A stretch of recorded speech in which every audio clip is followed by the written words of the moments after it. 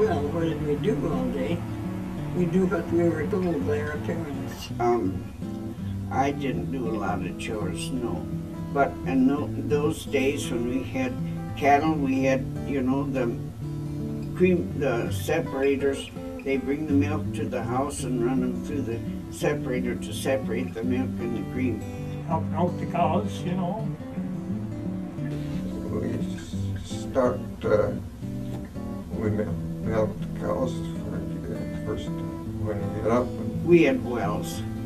And that at first, like when we were married, we did not have a well on the place where we lived. We had to carry the water from the neighbors. I never carried too much water, but we had all the wood. Carry the wood and carry the water and pick the eggs. And we didn't, of course, have bathtubs. We had to do our washing close by our stoves. But where there are 6 children, you know, we'd need lots of water, and on a wash day it was a whole lot more. I mean, when they washed clothes. We had a stove in the living room, and we'd have to stay close by there to take a bath and be careful when you stooped over so you didn't touch the stove. It wouldn't have been much fun. And it didn't have a wash machine, but she had a wringer that would take the water out of the clothes. And we had clotheslines, and they sometimes, when we got tall enough, we could help hang clothes and take them in when they were dry. In those days, the neighbors, you know, in one community would all get together to do their thrashing. When they was thrashing, I hauled bundles for, I started at 15 years old and hauling bundles, so that is hard work. Trying to keep up with it. Yeah. And so at thrashing time, you had a huge amount of men to feed. And they didn't only just have dinner, they had forenoon lunch and afternoon lunch.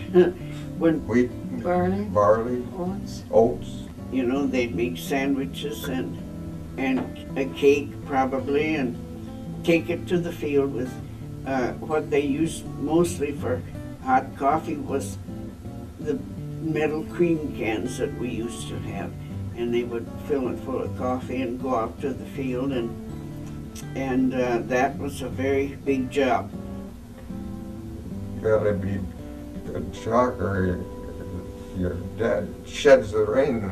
I, to this day, don't relish making sandwiches. I got so tired of making sandwiches.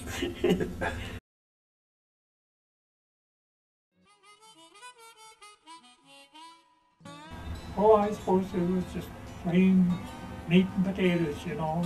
And of course, we dressed our own chickens. And I took the deodorant out of the shop and stuck the chicken's head in there, and I turned my back and closed the deodorant.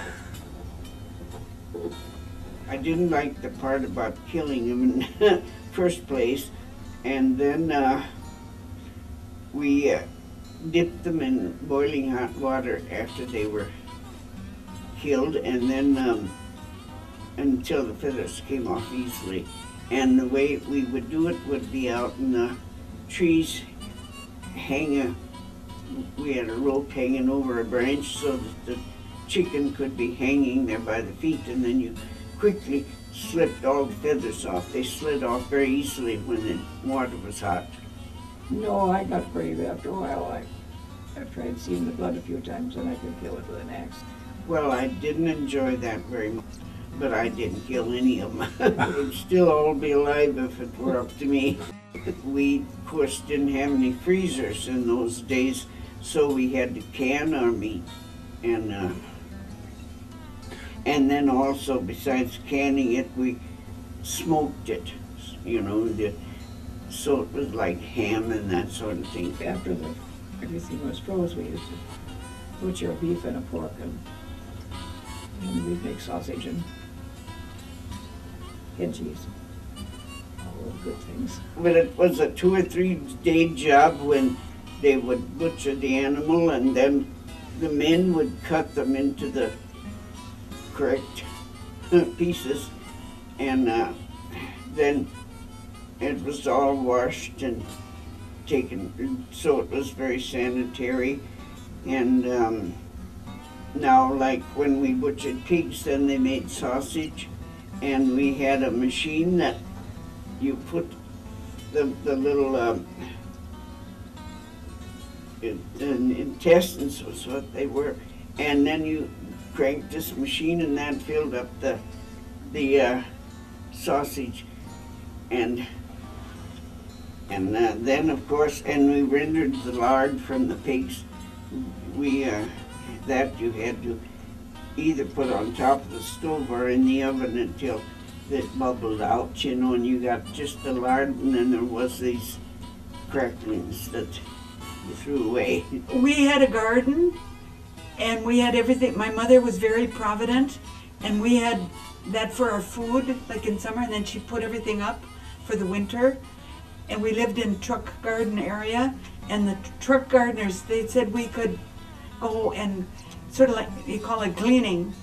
When they were finished with what they needed for their sales, then we could go, and we all helped, and we'd pick enough potatoes for the winter, and we had a potato bin down in the, it wasn't a basement, it was a cellar, and we would get the dried, my mother hung the dried onions and the carrots, and so we never were hungry. Well, I still appreciate the good old-fashioned meat and potato gravy dinner.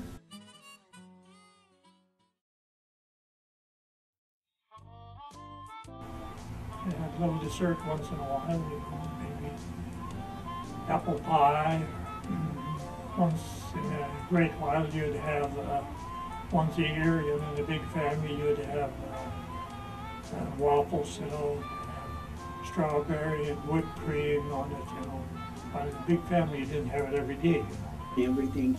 And we picked every wild berry. There was choke cherries and plums and gooseberries and all of those wild berries, and made sauce or jam out of them. And they were very good, we thought, and of course nobody does that anymore. Rhubarb custard pie for one. Picking choke cherries to make jelly was a real process that we look forward to.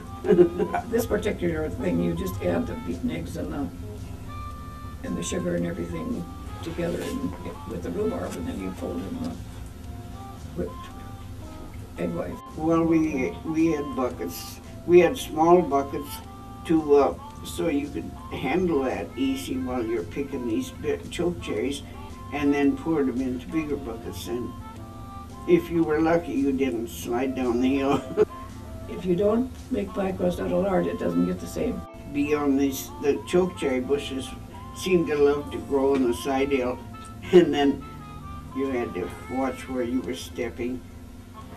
Then you wash them and clean out, take out all the leaves and the little stems that are stuck on, get them all cleaned up, and then put them on to cook in a big kettle and simmer them till they're soft, and then you put them into a flour sack bag and squeeze till you got the juice out, all the juice out, and then go ahead and cook it with sugar and make jam. There were a lot of tricks to that, because choke cherries didn't want to gel by themselves. You had to put apples or something with them. But everybody made jam from the wild berries in those days.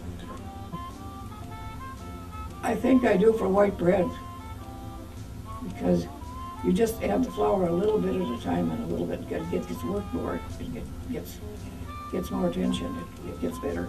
Oh, we made plum jelly and crab apples. We had crab apples. They were not wild, they were in our garden.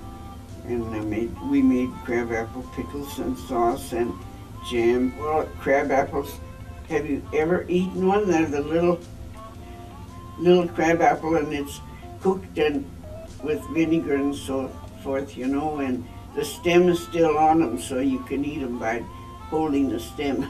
Well, it tastes, I don't know how to describe it, but it's good. It would be like if you pickled an apple. And I think it's too bad because, but it's funny, the kids that get married that have had these old-fashioned dinners, they want to make them now. They're learning with after they get married to put this together.